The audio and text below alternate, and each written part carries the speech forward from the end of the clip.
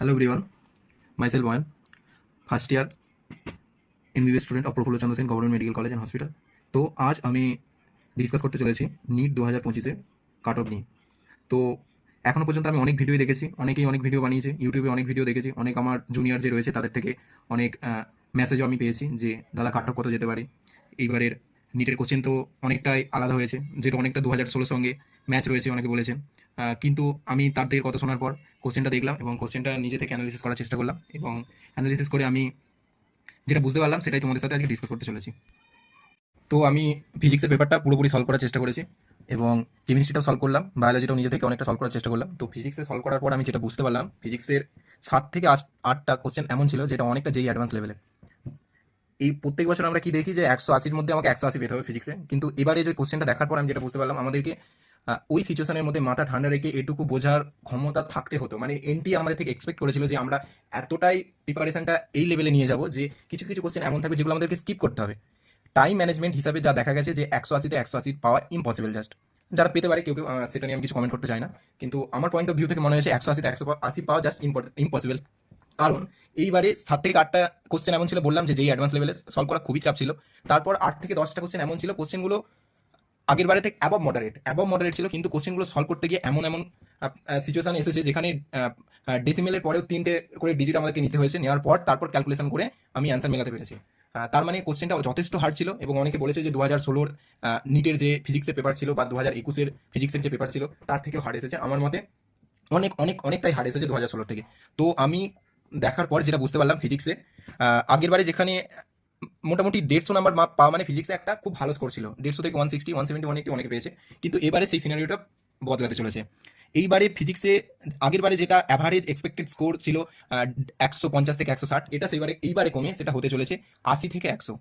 তুমি যদি 80 থেকে 100-র মধ্যে স্কোর করতে পারো, তুমি খুব ভালো একটা স্কোর করেছো ফিজিক্সে। তো আমার যে মতে ফিজিক্সে, আমি অনেকের সাথে কথা বলেছি, এমন এমন আমার বন্ধুদের সাথে বা আমার জুনিয়রদের সাথে কথা বলেছি, তাদের মতে এইবারে ফিজিক্সের যে স্কোরটা রয়েছে সেটা তুমি যদি 80 থেকে 100-র মধ্যে স্কোর করতে পারো, তুমি খুব ভালো পজিশনে রয়েছো। সেরকম কেমিস্ট্রিটাও আমি সলভ করলাম, কেমিস্ট্রিতেও আমি দেখলাম যে কেমিস্ট্রিটা অনেকেই বলেছে ইজি এসেছে, বাট আমি নিজে করে যেটা বুঝতে পারলাম আর অনেকের সাথে কথা বলে যেটা বুঝতে পারলাম, অ্যাবভ দ্য মডারেট লেভেল ছিল। তো কেমিস্ট্রিতেও নাম্বার কিছুটা কমতে চলেছে। তো কেমিস্ট্রির নাম্বারটা কমে এইবারে 20, আমার মনে হয় আগের বারের থেকে মোটামুটি 20 নাম্বার কমতে চলেছে কেমিস্ট্রিতে। তো এক্সপেক্টেড অ্যাভারেজ স্কোর কেমিস্ট্রিতে দেখতে পাচ্ছ যে 125 to 145, এটা একটা খুব ভালো স্কোর। 145 মানে খুবই ভালো স্কোর। আর বায়োলজিতেও অনেকটা লেন্দি ছিল পেপারটা, এবং মডারেটের থেকে একটু আপ ছিল।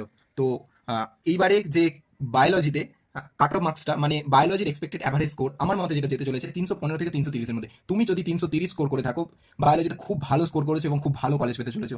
তুমি ফিজিক্সে যদি 100 স্কোর করে থাকো, কেমিস্ট্রিতে 145 স্কোর করে থাকো, বায়োলজিতে 330 স্কোর করে থাকো, তোমার তাহলে মার্কসটা টোটাল আসছে মোটামুটি 575 মতো কিছু একটা আসতে চলেছে। তার মানে তুমি যদি ওই মার্কসটা পেয়ে থাকো, তুমি কলকাতাতে একটা ভালো কলেজ পেতে চলেছো। তো সবকিছু বিবেচনা করার পর আমার মতে ইউআর ক্যাটাগরিতে নিট 2025-এর যেটা কাট অফ যেতে চলেছে সেটা 520 থেকে 540-এর মধ্যে। খুব সম্ভবত এটাই কাট অফ যেতে চলেছে। অনেকের সঙ্গে কথা বলার পর, নিজে কোশ্চেন অ্যানালিসিস করার পর যেটা বুঝলাম যে এবারের জেনারেলের কাট অফ 520 থেকে 540 যেতে চলেছে। তো এবারের নিটের কাট অফ প্রত্যেকটা ক্যাটাগরিতে আমি আলাদাভাবে তোমাদেরকে দেখানোর চেষ্টা করছি। তো জেনারেল ক্যাটাগরিতে এবারের যে কাট অফ যেতে চলেছে খুব সম্ভবত 520 থেকে 540। ইউআর ক্যাটাগরির কাট অফ 520 থেকে 540, এই রেঞ্জের মধ্যে যদি তোমার নাম্বার লাই করে তাহলে তুমি একটা গভর্নমেন্ট মেডিকেল কলেজ পেতে চলেছো। সেরকম ওবিসি এর ক্ষেত্রে কাট অফটা যেতে চলেছে 515 থেকে 535, ওবিসি বি এর ক্ষেত্রে 500 থেকে 520-র মধ্যে যেতে পারে, আর এসিদের মধ্যে 420 থেকে 440 খুব সম্ভবত যেতে পারে, আর এসটিদের ক্ষেত্রে আমার যেটা মনে হচ্ছে যতদূর সম্ভব 240 থেকে 260 একটা ভালো স্কোর।